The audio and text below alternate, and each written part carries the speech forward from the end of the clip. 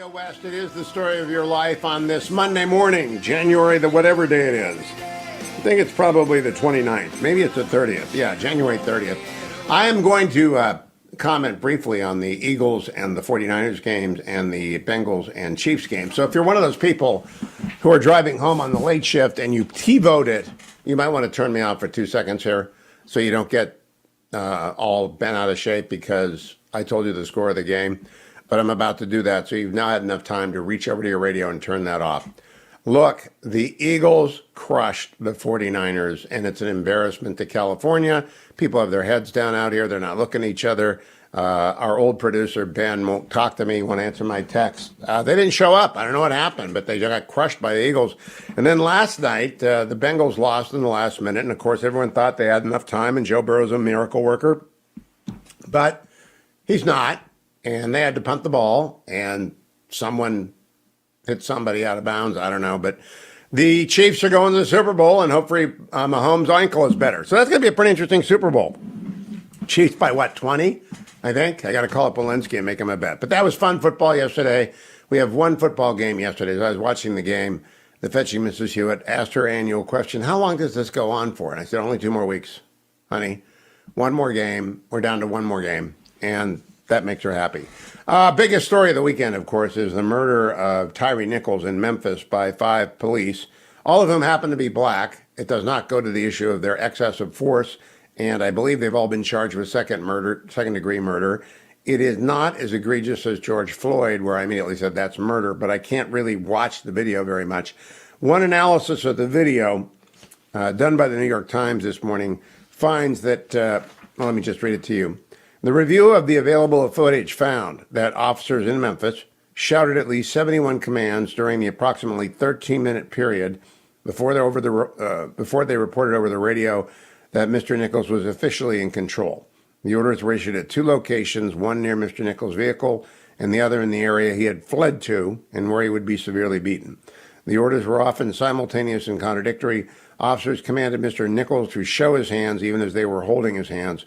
They told him to get on the ground even when he was on the ground, and they ordered him to reposition himself even when they had control of his body. Experts say that the actions of Memphis police officers were on an egregious example of a long-standing problem in policing in which officers physically punish civilians for perceived disrespect or disobedience, sometimes called contempt of cop. The practice was notoriously prevalent decades ago. It was far more rampant in the 80s when I started doing police work, though it was in the late 90s or 2000s, said Jeffrey Alpert, a professor of criminology and criminal justice at the University of South Carolina. Even before body cams, cops were getting more professional and wouldn't make it personal like it seemed to be in this case. It's so far out of the norm.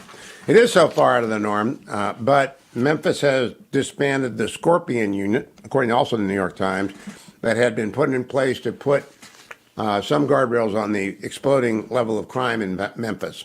I do not think this will become a race issue. I do not want to involve myself in any way with the debate over it's 5 black cops and 1 black suspect, therefore it can't be racism.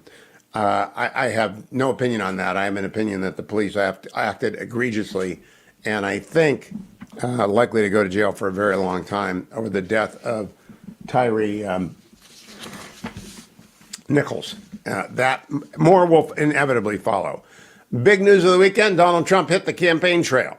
From the Washington Post, Trump opens 2024 run, says he's more committed than ever. Also in the Post, as Trump hits the trail in 2 states, some vulnerabilities come into focus. In the Wall Street Journal, GOP leadership battles expose divisions in 2024 battleground states. I should add here, Thursday and Friday I was at the Republican National Committee. I talked to probably half of the delegates of the 168 members of the RNC. I told you repeatedly over the weeks coming in, Ronna McDaniel had this locked up. She did. She won easily with 70% on the first ballot. I think 111 votes out of a possible 168. Her opponents, Harmeet and Mike Lindell, had vocal supporters. They conducted themselves professionally, but it was never going to be close. And it wasn't going to be close because Ronna McDaniel's done a very fine job with the RNC. Parties cannot lose elections. Let me put it this way. Parties cannot win elections. They can lose elections. Ronna did not lose any elections. She won quite a few. candidates inevitably are responsible. Now, there was a joke made by one RNC member. I bopped into the Southern region election of officers because every state has a chair and 2 committee people, and every state is part of a region, and that region also has election officers. So I couldn't make everything. So I went to the dinner the night before on Thursday night before the vote. Then I went to the Southern Regional Breakfast on Friday morning and heard amazing stories from South Carolina and Virginia and Tennessee and West Virginia and Florida and Alabama and North Carolina. They all had, like, the red thunderstorms were all through the South. Ohio had red thunderstorms too, so did New York. But the most amazing thing I heard is that North Carolina just kicked rear end up and down. You have no idea that they did that. And they did that under a map that was imposed on them by a left-wing Supreme Court, a map that will be rewritten, repurposed, and will add at least 3 seats to the Republican total in 2024. Ohio's going to get 2 more seats. So we start out winning 5 and losing 1. I don't think George Santos winning re-election, but it looks good for 2024. And in fact, I'm going to talk today with Corey DeAngelis of the School Choice Now movement. Corey, it was school choice that animated almost every conversation that was policy driven at the RNC. So the leadership divisions in battleground states, I don't think so, except Pennsylvania, which is a hot smoking mess. Dave McCormick is running for Senate there. Dave McCormick is going to build his own county by county organization. So I'm not worried about the Pennsylvania GOP. They're going to go through their nightmare in the wilderness. War on the woke. DeSantis builds more momentum, according to the Village Daily, the only newspaper in America that is growing in paper circulation. The Villages are something else. DeSantis' African American Studies ban is broader part of war on education. This was in the Orlando Sentinel. Ron DeSantis did not ban African American education. He banned the AP course curriculum, which was propaganda and full of CRT and left-wing ideology. And they know it, and I know it, and you know it. The potential field is reviewed by the Washington Post. I'll cover that in the Grand Old Pod today. This is the week the Grand Old Pod goes 5 days a week. I host Monday and Wednesday. Generalissimo and John Campbell are on Tuesday. Generalissimo and James Lilacs are on Thursday. Ed Morrissey and Generalissimo are on Friday. So the Grand Old Pod is only available if you subscribe to the universe, and it's a good 30 to 45 minutes a day of news for Republicans by Republican or Republicans about Republicans. That's what the Grand Old Pod is. Lament in the New York Times. California has more than 100 gun laws. Why don't they stop more mass shootings? At some point, people are going to connect the dots and realize that gun violence is not driven by the number of guns. Surely there would be less gun violence if all guns vanished, but guns aren't always going to vanish. They're going to be held by people who possess them illegally to begin with. Crime is the problem, not the guns. Lawmakers want investigation, according to a big story in the Los Angeles Times, into the Wild West of California cannabis and farm work. Turns out there's a connection between one of the mass murders last week in California and cannabis farming. And evidently, cannabis farming is out of control in California. I knew it was legal. The sale of cannabis and CBD products up and down the state, they're everywhere, billboards everywhere. What I didn't realize is you have to have a licensed field. And field, by the way, has been banned from, I think, USC because it connotes slavery in one of the more recent extravagances of woke academia. But back to dope being grown all over California, half of the places aren't licensed and they treat their workers terribly. What a surprise.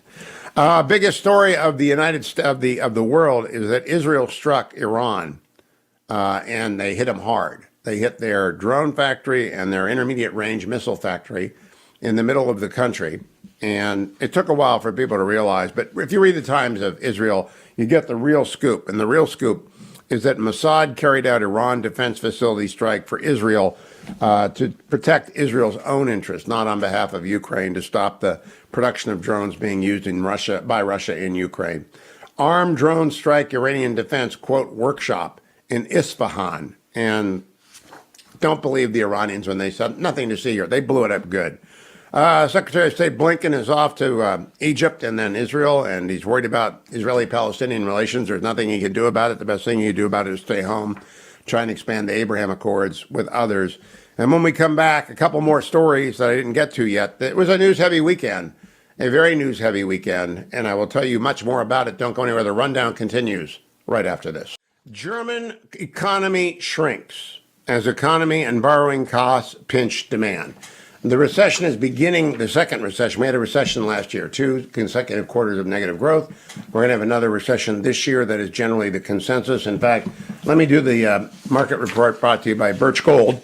Every day at this time, I tell you about what happened on the market the day before, in this case on the Friday before the Monday program, and what gold is doing. If you're going to buy gold today, go to hughgold.com, hughgold.com, and or you can text Hugh, H-U-G-H, to 989898.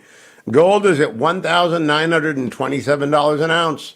$1,927 an ounce is exactly where it was on Friday, and it doesn't move. Gold is fixed, has figured out what the worldwide inflation is. It went way down last year, and my eyes went way up saying, what in the heck, it's down to 1,700, even 1,690. Now it's where I expected it to be. My next buy point is $2,000 an ounce. If it gets up to there, then I begin to worry that global inflation cannot be tamed by the U.S. Fed, which is doing its best. The 10-year Treasury at 3.519 this morning. 3.621 this morning. On Friday, the Dow was up 29. The NASDAQ was up 109. The S&P up 10. This is earnings week. Lots of funny things are going to happen. Lots of disappointment ahead. Batten down the hatches. A recession is coming is a common refrain of almost every investment banker and newsletter analyst that I read. I read my Ellis items every morning. It's all full of the dire private letters sent from one place to another. There's a lot of interesting things in Ellis items this morning. I don't have time because I want to bring your attention to a Ross Douthat column yesterday, the war between the Catholic cardinals. Now, I am not now, nor have I ever been, a Vatican watcher. I watch the American church fairly closely. I know that there are 2 camps in the American church, those that are Catholic and those that are not Catholic but are wearing the garbs of Catholic. And in America, the schism is pretty deep, and the war between the Catholic cardinals has a home address. It's the Diocese of San Diego, the most left-leaning American diocese of any consequence, led by a cardinal. All I can do, we are in the winter of the church. There are seasons in the church. Spring and summer was St. John Paul II. Fall was Benedict, a great scholar, as the leaves fell, and we are in winter. And I can't figure out Pope Francis. No, I'm not upset about his arguments about decriminalizing gay conduct. That's actually fairly consistent with what I've always believed and what I think the church has always said. Everyone is welcome there.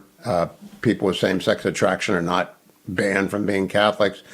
But, of course, media downplayed the George Pell memorandum about everything that's wrong with the Vatican. There's a lot wrong with the Vatican. If you're a Catholic, you're really worried. And you just pray that the next conclave, when it comes, it could come this week, it could come in 10 years, that they go young and they go to Africa or Asia for a cardinal who actually believes in the doctrine of the Catholic Church.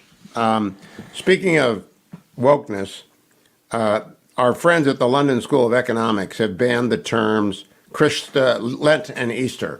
They've been canceled. There will be no more Lent break. There will no be Easter break. Everything is winter break, spring break, and fall break now.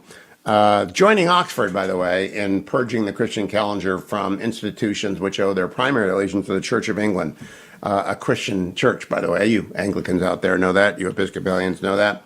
What's that tell us? It just tells us academics are completely woke. Inside the grim world of office spyware, there is, I should put this on Dwayne's computer because it's called Time Camp, and it keeps track of how many hours you're at your computer by virtue of keystrokes and when they're delivered. So they know when you're lying. Downtown D.C. struggles to remount. Let me get the headline right. Downtown D.C. struggles mount as many workers remain remote. People don't want to go down in the Beltway anymore. They don't. They want to stay home. 2 years we train people to stay home. They're going to stay home. DOJ suit to break up Google was years in the making. Well, it's going to be years in the consuming of young lawyers' lives. Welcome back, America. I'm Hugh Hewitt, joined now by John Cornyn, Senator from Texas. Good morning, Senator Cornyn. Always a pleasure to talk to you. Happy New Year. Happy New Year, Hugh. Thanks for having me on. Senator, you've been there for more than 20 years now, and you've seen a lot of debt limit bills that raise the debt limit. We've gone from $6 trillion in debt, under $6 trillion in 2000 to $31.5 trillion. Do you think it is responsible for Joe Biden to say he will not negotiate with Speaker McCarthy and Leader McConnell? Absolutely not. Hugh, historically, there's been some savings, some structural changes in our spending As you know, about 2/3 of it is mandatory spending. It's on autopilot. Take out defense spending, and it's only about roughly 15% of discretionary spending. But COVID, of course, we blew through about $5 trillion on a bipartisan basis, dealing with what was a global emergency. But the Biden administration simply can't kick the habit and spend another $3 trillion in purely party line votes in the last 2 years. And so the president needs to step up to the negotiating table, and his position now, I believe, is unsustainable. Now, I saw Leader McConnell say, and I applaud the leader, as usual, he's ahead of everybody else, on saying this is really between the speaker and the president because we're not going to be involved until those two come to a decision. Do you agree with Leader McConnell on that? I do. It's just as a practical matter. We know that it takes 60 votes to get something done in the Senate, and it's highly unlikely that anything that 60 senators could agree on in the Senate would actually pass the House. So we need to take our lead from Speaker McCarthy, and I know he's meeting with President Biden on Wednesday, and hopefully that will lead to some constructive discussion and a negotiation which will get us by this. Nobody believes that the debt limit should be breached on a bipartisan basis. It's not leverage. So people need to step up and do the job they were elected to do. Well, I think you've seen, as I have, and I'm frustrated by the media narrative that Joe Biden is not going to negotiate, and that's good for the country's credit rating. I think it's terrible for the country's credit rating for a president not to negotiate when the House just flipped. And there are some easy things. My number one thing to prove to people what we're talking about, I would zero out NPR and Corporation for Public Broadcasting because they're unnecessary. And so if we can't do easy, small things, how can we do big, hard things? Yeah, I think, Joe Biden does have a history as a deal maker. In 2011, the Budget Control Act was something that he and Senator McConnell negotiated, which actually led to some containment of spending for a couple of years. Of course, nothing like that lasts forever, and so that's why here we find ourselves back on familiar ground. But, I think, Hugh, it may be that this debate is important to lay the groundwork toward the 2024 election. Our presidential nominee and candidates running for Congress would then have a basis to run on this issue, and then when they win, claim a mandate for serious change, which we need. Now, Senator, I spent Thursday and Friday at the National Republican winter meeting of the National Republican Committee. Ronna McDaniel won with 70% of the votes on the first ballot. That was another media-contrived narrative. There was no real challenge. Harmeet ran and Mike Lindell ran, but they weren't close, and it was 70%. They're trying to set this up like Joe Biden's got the high ground. I don't think he does. Do you see any consistent pushback from Republicans that the president has got to sit down with McCarthy and negotiate? Well, the mainstream media is the principal cheerleader for the Democratic Party. That hasn't changed. And so I think it's up to us in the members of the Republican Party in the House and the Senate to push back as hard as we can in every forum, at every opportunity we can, and to talk about, number one, avoiding this calamity that would occur if we did breach the debt ceiling, and secondly, what are we going to do to save future generations from having to pay the bills that we're writing the checks on right now? Everybody understands the importance of fiscal responsibility, but nobody wants to engage in it because it's not particularly popular. Spending money is popular; cutting money is not. And we can't do sequestration of defense again. Your colleague from Texas, Chip Roy, says 2022 levels on non-discretionary, non-defense spending, 2023 levels on defense spending. I don't think that's enough for defense, but it's a starting point. But I do want some symbolic stuff. We have 1 minute. If you could cut one thing or make one change in the budget talks, what would it be? Well, I think the audit that was done of the Defense Department in 2018 was a good start. I'm a defense hawk, and I believe that's the number one responsibility of the federal government to keep the peace, to defend our nation and our way of life. But there's no question that the Defense Department could trim things that are no longer needed we're pivoting from the global war on terror to great power competition, and we ought to reassess the tools we need in order to keep the peace and to defend our nation, and that would be a good place to start. Well said. I mean, just empowering the Secretary of Defense to lay off half of his GS-12 and under levels would be a good place to start. We need the executives, but I'm not sure we need all those contract agents. John Cornyn, Senator Extraordinaire from Texas.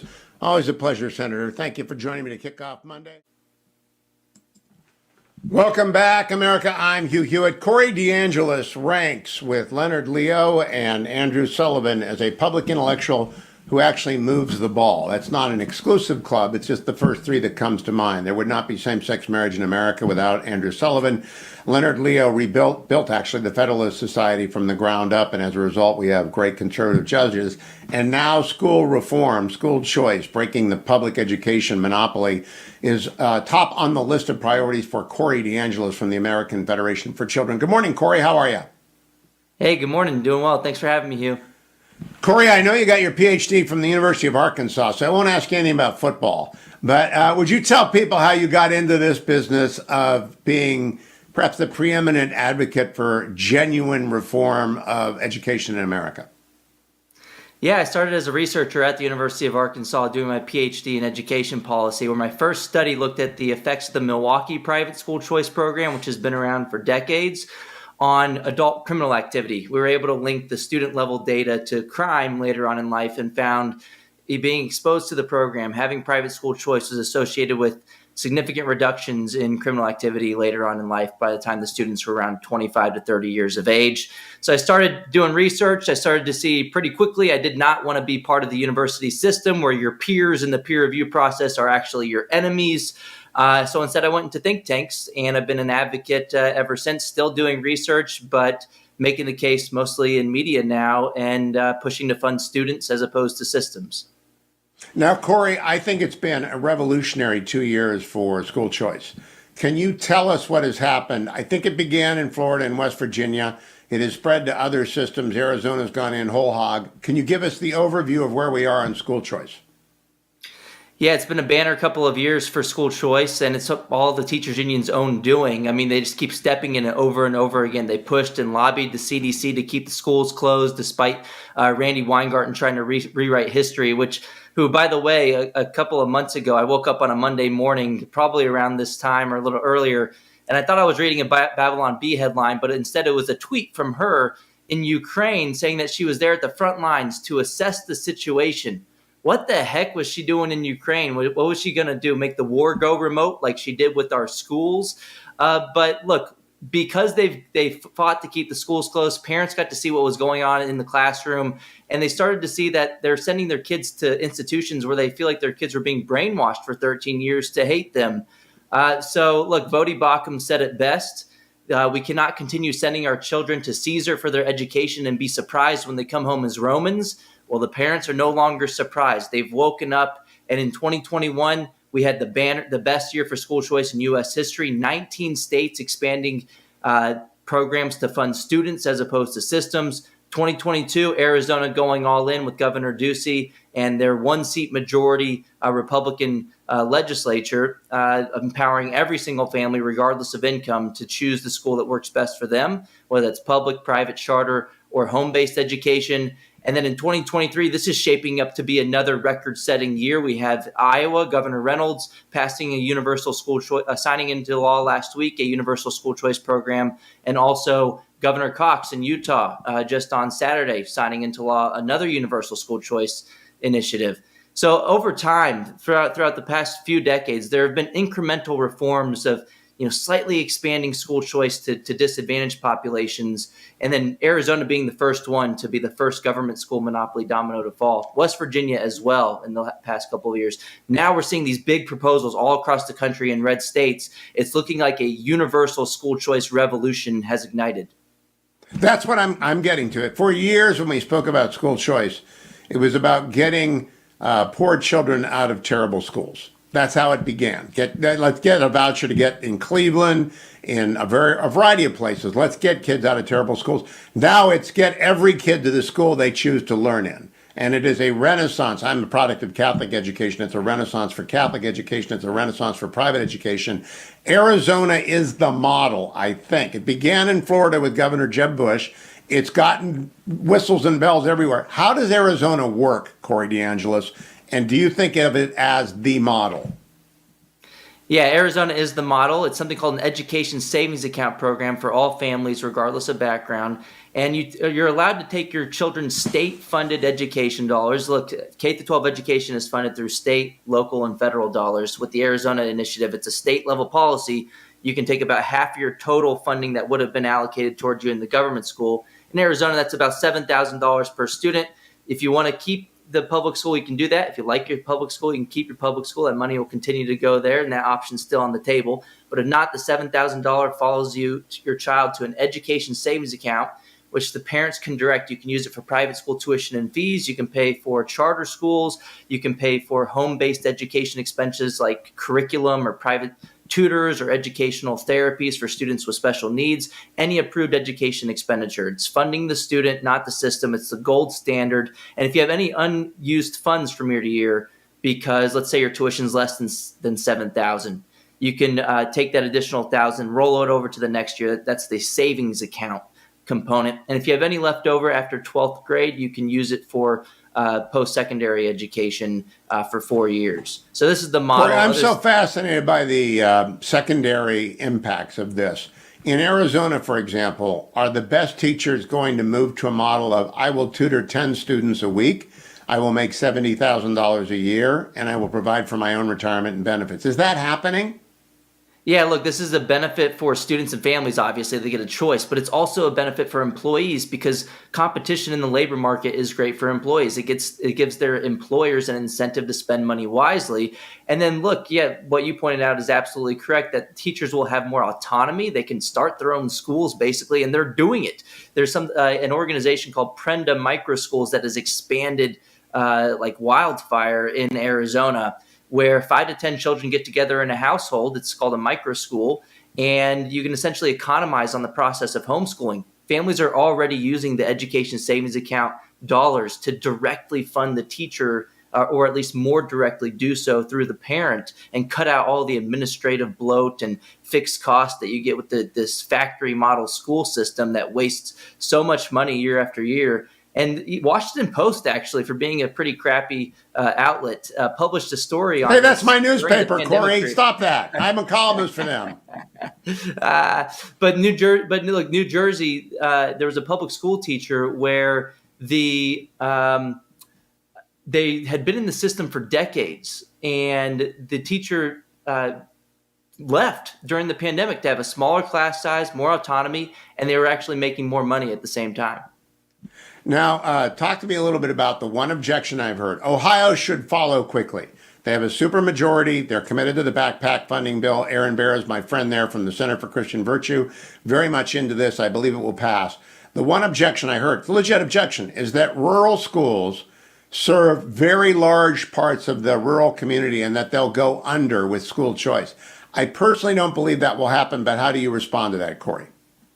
Yeah, one, it's basically the 2-button meme. If you see the guy sweating where he's trying to figure out which button to press, it's because the lawmakers will come and they'll try to use this as a convenient excuse, and they'll say two things that are logically incompatible with one another. They'll say, one, I can't use this, or my constituents can't use this. There's not a lot of private schools in my area. And then two, they'll say this will decimate our great rural public schools. Well, one, if the rural public schools are so great, they won't be decimated because families will choose to stay there. And then two, if you really don't have exit options in your area, well, then your public school should be the safest out of any area of the state. You should be the last people voting against this. It's just a convenient excuse for Republicans to come out against their party platform to side with the establishment, the superintendents and teachers unions in their area. But this has become more of a GOP litmus test issue in recent years, so I don't think this convenient excuse is going to work anymore.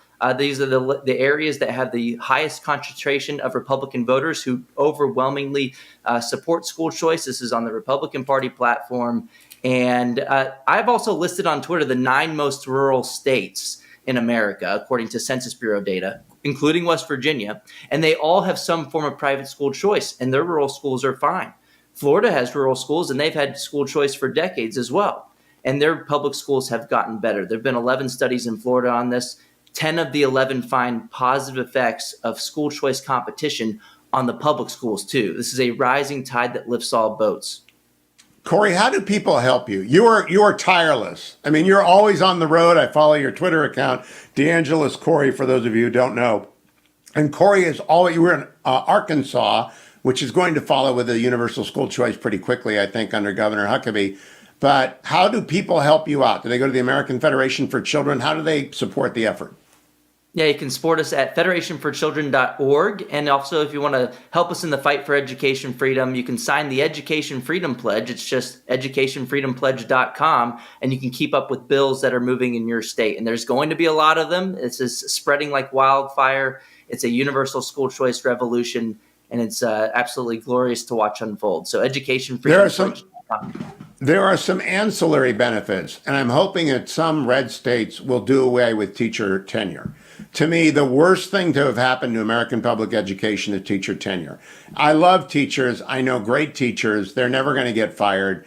But we've got a lot of dead weight and non-performing teachers. I could tell you, my kids all went to public school for 12 years, and they all had, so that's 36 major teachers, and there was a best and there was a worst. And the worst is still there. So my question is, when does that change? When do red states embrace the market and empower principals and superintendents to chop the dead wood out? Yeah, we'll see that when that unfolds. I mean, perhaps Florida will take that step. DeSantis has already been pushing for paycheck protection, which is basically the teachers would have to opt into paying their union dues each week, which I think is empowering for teachers too. But I think you're right that while we are empowering families with choice, we should also empower the public schools to have more flexibility as well, so they can up their game and compete. One way to do that is to be able to fire the lowest performers. So I think that we should be reforming the system, but then also allowing families to have choice at the same time. You know, Dr. Arnn is on every week, and the Hillsdale Initiative in charter schools is very, very successful, and it's spreading like wildfire. He does point out that when you run into teachers' unions, they are extraordinarily powerful in some states.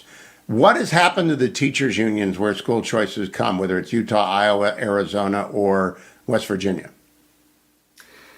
Yeah, I mean, I don't think their influence has really changed, but politicians start to listen to a new special interest group. I mean, think about Florida with DeSantis's 2018 victory being owed to, in part, due to school choice moms. His opponent, Andrew Gillum, should have won. DeSantis ended up with a narrow victory because his opponent Gillum called to get rid of private school choice or came out against it. There were over 100,000 families, low-income families, who would have disproportionately voted for Gillum in the past, who made that a single-issue vote for DeSantis. It worked for politicians. I hope they're listening. Corey DeAngelis, everybody follow him on Twitter, DeAngelis Corey, and you'll know what's going on with school choice. Thank you, Corey. As he does most Mondays when we are lucky. He's the editor-in-chief of Punchbowl News. Go to punchbowlnews.com. Get his morning newsletter absolutely for free. Good morning, Josh. How are you? Good, Hugh. You call me Josh, but it's Jake. But you know, what did I say? You know, I'm thinking of Josh Kraushaar coming up. Sorry, Jake. Jake, tell me a little bit about the Select Committee on China and the Weaponization Committee, the Gallagher and Jordan committees. Have Democrats named their members to those two committees yet? I don't believe so. They've named the rest of their committee members, but they've not named those. Now, they do expect to name both of those. The China committee passed with an overwhelming bipartisan vote in the House, and the Weaponization Select Committee, or subcommittee rather, could be members on the Judiciary Committee or members of just the House Democratic Caucus writ large. So there's a lot of people to choose from, and I expect both will actually be pretty hot tickets for Democrats for a variety of reasons. I think Democrats who want to raise money want to be on the Weaponization Committee, and serious Democrats want to be on the Gallagher Committee. So I just wonder if they're serious about China, let's get going. It's been a month since McCarthy said he was going to have the Gallagher Committee, so let's get going. A lot of interesting stuff in Punchbowl News today about the debt limit. Not a crisis. They're 4 or 5 months. Kevin McCarthy's going to go see the president. That's the way it should work. He refuses to negotiate in public. But how hard is Joe Biden's I'm not negotiating? Because I don't know why you bother to go see a president who's not going to negotiate. That means default. That's a really good question. The question is, I think the larger question, Hugh, is whether they can find some sort of deal that works for both of them, and maybe it's a debt limit hike and then a separate deal to on a spending cap agreement. I think that would be plausible. Everybody that I talk to, a lot of Democrats privately say that they do believe there should be some sort of spending cap agreement. Joe Manchin, who's, again, not emblematic of any Democrat besides himself, urged Biden to negotiate. I agree with you. This is not a crisis yet. I do think that this will still go down to the wire for a variety of reasons. Republicans, I don't think, will want a deal in February, March, April. They'll want a deal in May, June, July. I think that for a number of reasons. But it's difficult to know how firm the stance is. The new incoming White House Chief of Staff, Zients, is a veteran of the 2011 debt ceiling crisis. So he understands the kind of the kabuki dance, so to speak, that goes on with these deals. And I wonder how that will influence Biden's decision making. Now, I happen to have spent Thursday and Friday at the Republican National Committee. And so I talked to, by the way, it was not close. Ron McDaniel won on the first ballot with 70% of the votes. That was another made up story because Harmeet and Mike Lindell had very vocal supporters, but they were never really close. What came out of that, the most interesting thing is I heard the report of the West Virginia state chair. There's a Southern regional gathering, and I chose to attend that one where the state party chairmen stand up. West Virginia, I don't know that there are any Democrats left in West Virginia. Joe Manchin won with the fewest votes he's ever won by in 2016. I'm not even sure he's going to run, Jake. What do you hear? He's not going to run for governor, that's for sure. So his only option in the state will be Senate. Joe Manchin's the only Democrat that can win, and he has a knack. He has a several decade long history of winning in that state. So it would be crazy to count him out. Although I do agree with you, Hugh. There are very few Democrats left, but there are a lot of people who vote for him just as a matter of legacy and a matter of just what they've done for a long time. But I'm not sure he runs again. I think that there's an open question. He already has a challenge from Alex Mooney, a House Republican from West Virginia, obviously. So, and I'm not sure when he's going to make his intentions clear. But he'll have to do so relatively soon. But I agree, it's an open question. I'm trying to pull up the name of the West Virginia governor because he's running for Senate. I was told by any number of West Virginia Republicans. Jim Justice. So that. What's his name? Jim Justice. That's it, Jim Justice. And so Governor Justice is going to run, I was told off the record by a number of West Virginians. And Pat Morrissey will stay as AG and the congressman will go away. So if Justice declares, does Joe Manchin then think about, he doesn't want to go out losing, does he? The only way to stay is if he switches parties. He probably doesn't want to go out losing. He's shown no interest in switching parties. Could he become an independent like Kyrsten Sinema? Sure, he could. That's the question for somebody like him. Does he want to go out losing? He's a pretty prideful guy. He's a pretty confident guy. I think he thinks he could win. I think that he thinks he could beat anybody in that state because he has. Although the last time he ran in 2018, it was a little bit, Democrats propped up a bad Republican candidate to help him win. But Jim Justice does enjoy pretty vibrant approval ratings, I would say. But I don't know the answer to that. Manchin's getting up there in years, and he's made no secret about how frustrated he is with the place, with the Senate, like a lot of other people. So I think it's an open question at this point. The other intel I picked up is, of course, Zinke is going to run against Rosendale. That's a given, and they're both very well known statewide.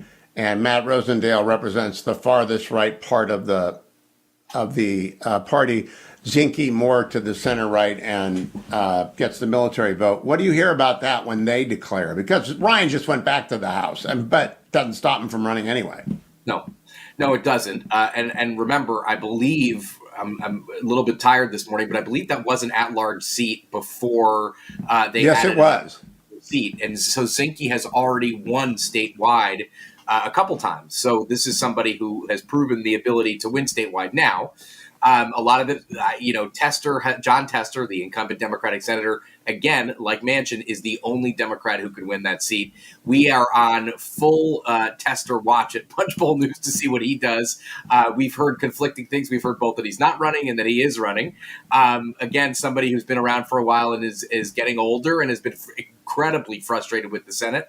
I don't know what that electorate looks like well enough to know if Zinke or Rosendale would win, but I know, to be honest with you, that there are a lot of very rich Republican donors who would not want to see Rosendale get through a primary because of what he did to McCarthy. Now, that could dissipate, Hugh. I mean, I don't know what will happen there, but he took a very hard stance against Kevin McCarthy, harder than a lot of McCarthy allies thought, and they have privately vowed to punish him for that.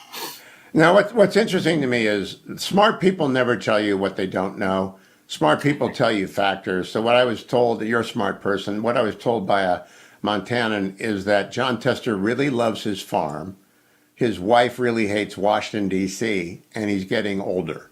And, Yes. when you look at people like Rob Portman who do the normal thing, I'm 68, Rob Portman was 68 or 67 or 66. I think he was 66. I don't want to spend, 1/3 of my remaining years walking back and forth in the Senate subways. I got the impression that John Tester has just had it and that there's just nothing going to happen for 2 years, right?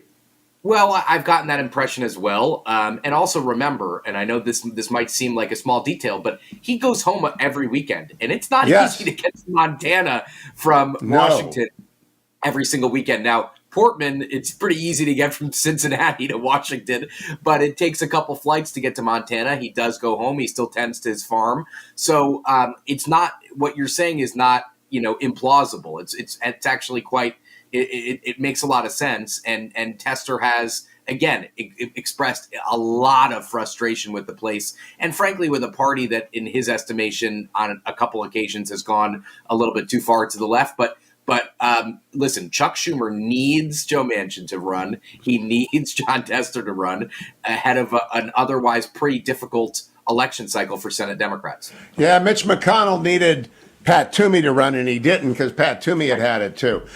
Jake, you're trusted by both sides of the aisle up on the Hill. So I want to ask you your thought on now Speaker McCarthy, his pushback on the unnamed reporter last week in the gaggle when she kept interrupting him. And then yesterday, Margaret Brennan tried to bring the conversation to George Santos 3 times, and he said, my answer is my answer. I'm going to answer. And I applaud the speaker for not falling into narratives that are framed to hurt him. What do you make of that approach? Which is, I will answer your question, but I'm going to give you background. If you want to hear my answer, here it is. If you don't want to hear my answer, just talk. What do you make of that? I think it's good. Yeah, we've had a lot of conversations about this. I was on a plane yesterday, so I didn't see the Brennan interview besides reading the transcript. So I don't know much about that. I was in that gaggle where McCarthy got frustrated. Listen, I understand both sides. McCarthy, you've known him a very long time. I've been covering him for 13 years extremely closely. He's gotten more and more frustrated with some in the DC press corps. His strength for very many years, Hugh, is that he was very well liked by the DC press corps because he was young and he was relatable. I think that has kind of dissipated among some post January 6th. And I hear that a lot from people in the press corps. But I hear from Kevin and people that he's had it with narrative framing questions. Dishonest. I don't think you asked them. No, listen, here's we lost you there, Jake. Could you hear me now? You got me now? Yeah, go ahead, quick. Yeah, I that's not the way I would have handled the question. People are allowed to answer questions however they want. You could follow up and say, but more specifically, can I ask you this? And if he chooses not to answer, he can't put a gun to That's it. That's why you get Punchbowl News from Jake Sherman. Thank you, Jake. Welcome back, America. Hugh Hewitt. Josh Kraushaar with Axios. He's the fairest guy in D.C. Follow him on Twitter at Josh Kraushaar. Josh, I began the morning by playing a lot of Trump audio from the former president's visits in New Hampshire and South Carolina. In the grand old pod today, I will add in Chris Sununu, Chris Christie, Ted Cruz, Marco Rubio, Mike Pompeo audio. There's probably more candidate audio out there. It's on, right? Donald Trump opened up I know he announced in November, but he made a campaign swing. What'd you make of it? Yeah, let the campaign begin. I was in New Hampshire where Trump gave his first campaign speech of the 2024 cycle. And look, I was most interested in what the New Hampshire Republican rank and file were thinking and saying to me. There was a lot of support for Trump in terms of his presidency, not a whole lot of support for a Trump 2024 campaign.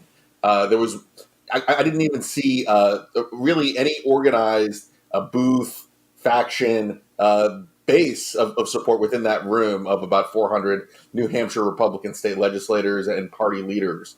So where was it held, Josh?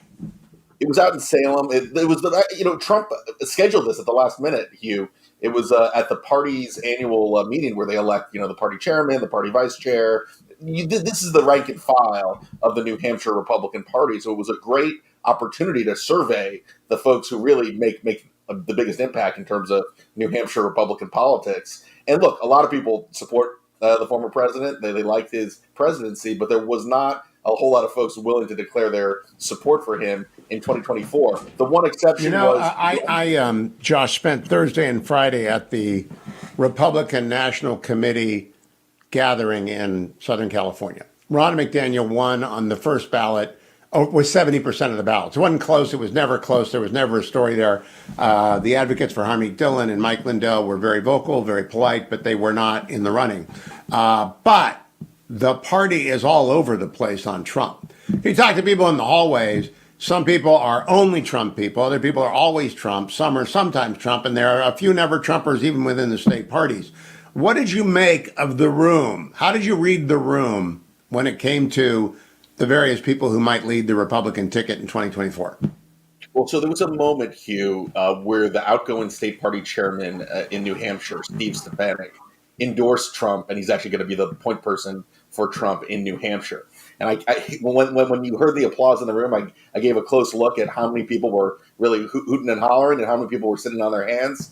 I would say it was about a third of the room were really loudly applauding when Stefanik, the state party chairman, endorsed Trump, and about 2/3 politely clapping or not really showing a whole lot of enthusiasm. So that's consistent, Hugh, with the polling out of New Hampshire, where you have about a third of support among Republicans for Donald Trump. There's a lot of interest in Ron DeSantis. There was a guy running a super PAC who's trying to gin up interest for Ron DeSantis. He got a lot of interest in his little booth at the high school. But look, I would say about a third of the party still likes Trump and wants him, would support him in 2024 in that room. But I think the majority were looking elsewhere for someone who was more future oriented. When we take personality out of it, Josh, and I did a lot of this, asking Republican activists, what matters to you most? I just had Corey DeAngelis on because he's the apostle of school choice in America, who's making the most missionary effort. That brings all Republicans together. They hate the way public schools are run. What did you get as the issue set in the New Hampshire State Party? The loudest applause line, Hugh, from Donald Trump was when he said he was going to take critical race theory out of the public school system. And that was one of the few proposals he's put out since announcing his campaign, essentially tackling the issue of wokeness in the educational system. And that not only drew the loudest applause in the Trump speech, but every Republican who was at the podium running for state chair or any of these other rank and file positions, the education issue really, really resonated quite a bit, especially when it came to the education issue is really four issues. One is wokeness, as you just said. The other is poor children trapped in terrible schools. The third one is boys can't play girls' sports. And the fourth one is we don't want any ideology whatsoever, left, right, or center. We want kids to be ready to go to college. Which one did you hear the most of? Anti-CRT, anti-wokeness, and they're different. Anti-wokeness is different from CRT, although CRT is often part of the woke agenda. The woke agenda includes, tearing down statues, renaming schools, obliterating American history. Critical race theory is primarily about race. But also teachers' unions. I guess 5 things. People hate teachers' unions. Which ones came up the most? Well, without the word CRT is something of a catch-all, I think, for a lot of the things, Hugh, that you just mentioned. There was a group of school choice advocates who had some candidates running for state party offices that didn't get quite as much enthusiasm as the candidates who literally said we're going to get CRT out of the schools. But I think that, that's the reason you hear the phrasing CRT so much, Hugh, is that it's a catch-all for all the things you mentioned, whether it's curricular issues, whether it's gender identity politics getting into the elementary school system. That is something that really fires up the base, and it's a reality in certain schools where your parents of all stripes don't want their elementary school kids being taught age inappropriate subjects. It is the innocence agenda. That's what I call it. Write it down. Republicans are for the innocence agenda. Retain the innocence of children. Josh Kraushaar at Axios. Thank you, Josh. Follow him on Twitter at Josh Kraushaar. He really is the fairest man in Washington, D.C. I'll be right back, America. Stay tuned.